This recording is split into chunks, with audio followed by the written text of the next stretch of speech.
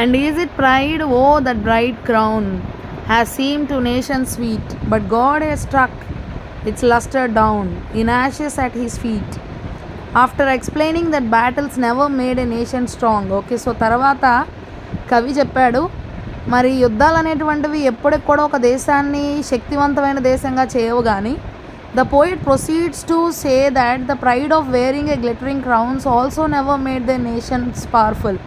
Okay, so అట్లాగే ఇంకా ఏం చెప్పాడు అంటే కవి మరి గొప్ప గొప్పగా మెరిసేటువంటి రత్నాలు మరి వజ్రాలు వైడూర్యాలు కలిగినటువంటి సింహాసనాల మీద కూర్చొని మరి వజ్ర వైడూర్యాలు పొదిగినటువంటి కిరీటాలు పెట్టుకోవడం ద్వారా మెరుస్తూ ఉండేటువంటి కిరీటాలను పెట్టుకోవడం ద్వారా అటువంటి గర్వం ద్వారా మన యొక్క దేశాన్ని ఎప్పటికీ కూడా మనం శక్తివంతమైన దేశంగా చేసుకోలేము.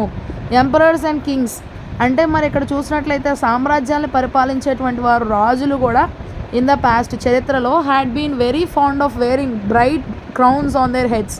వాళ్ళు ఏం చేసేవాళ్ళు అంటే ఈ మంచి మంచి చక్కగా అద్భుతంగా అందంగా ఉన్నటువంటి కిరీటాలని వారి తలల మీద పెట్టుకోవడానికి చాలా ఇష్టపడేవాళ్ళు. They also felt proud of being powerful. Okay, so అట్లాగే వాళ్ళకి ఎప్పుడు కూడా నేను చాలా శక్తివంతమైనటువంటి వాడిని అని చెప్పుకోవడానికి గర్వంగా అనిపిస్తూ ఉండేది. అండ్ ఓనింగ్ గ్రేట్ ఎంపైర్స్ అట్లాగే చాలా పెద్ద పెద్ద సామ్రాజ్యాలని వారి యొక్క సంస్థానంలో ఉంచుకోవడం అనేటువంటిది కూడా వారికి చాలా సంతోషంగా అనిపించేది. But their pride had to fall down. వారి యొక్క గర్వం అనేటువంటిది ఒక రోజున పడిపోవాల్సిందే.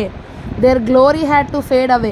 వారికి ఉన్నటువంటి గొప్పతనం అంతా కూడా ఒకరోజు మొత్తం కూడా మాసిపోవాల్సిందే. With the passage of time, సమయం గడుస్తూ ఉన్నటువంటి కొలది ఎవరో ఒకరు వస్తారు, వాళ్ళని చంపేస్తారు, వారి సామ్రాజ్యం అంతా కూడా రక్తం పాలైపోద్ది, వారి యొక్క పేరంతా కూడా మాసిపోద్ది అనమాట.